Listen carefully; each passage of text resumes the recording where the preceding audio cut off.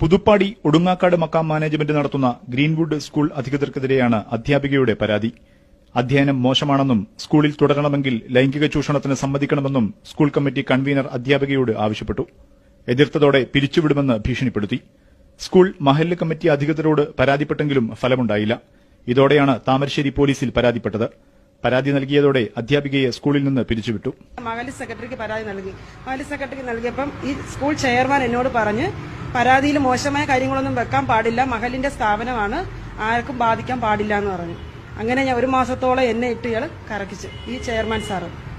ലാസ്റ്റാണ് ഞാൻ മെയ് 4-ാം തീയതി താമരശ്ശേരി സ്റ്റേഷനിൽ പരാതി കൊടുക്കുന്നത്. കൺവീനറിൽ നിന്ന് നേരത്തെയും സമാനമായ രീതിയിൽ അനുഭവമുണ്ടായതായി മറ്റ് അധ്യാപകരും ആരോപിച്ചു. അധ്യാപകരെ ഭീഷണിപ്പെടുത്തിയാണ് ചൂഷണത്തിനിരയാക്കുന്നത്.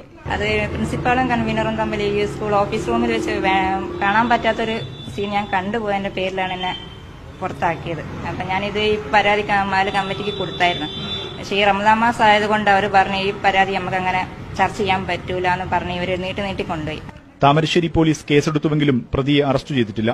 പ്രതിക്ക് മുസ്ലിം ലീഗിന്റെ സംരക്ഷണം ലഭിക്കുന്നുണ്ടെന്നും അധ്യാപകർ ആരോപിക്കുന്നു. അയാൾക്ക് രാഷ്ട്രീയപരമായിട്ടുള്ള ലീഗുകാരനാണ്. രാഷ്ട്രീയപരമായ സ്വാധീനം ഉള്ളതുകൊണ്ടായിരിക്കാം ഞാൻ കൊടുത്ത പരാതിയിൽ ഒരു നടപടിയും സ്റ്റേഷനും പോലീസുകാരുടെ ഭാഗത്തുനിന്നുണ്ടായില്ല. എന്നാൽ അധ്യാപിക ഇതുവരെ കമ്മിറ്റിക്ക് പരാതി നൽകിയിട്ടില്ലെന്നും ആരോപണം അടിസ്ഥാനരഹിതമാണെന്നും മഹല്ല് കമ്മിറ്റി സെക്രട്ടറി ഹംസ പ്രതികരിച്ചു. ഇല്ല, അവരാരോടാണ് പറഞ്ഞത്, എപ്പോഴാണ് പറഞ്ഞത് എന്നുള്ള വിവരങ്ങളൊന്നും ചോദിച്ചു നോക്കണ്ടായിരുന്നു. ആരോട് നമ്മളോട് പറഞ്ഞ ഞാനതിന്റെ ചെയർമാനാ.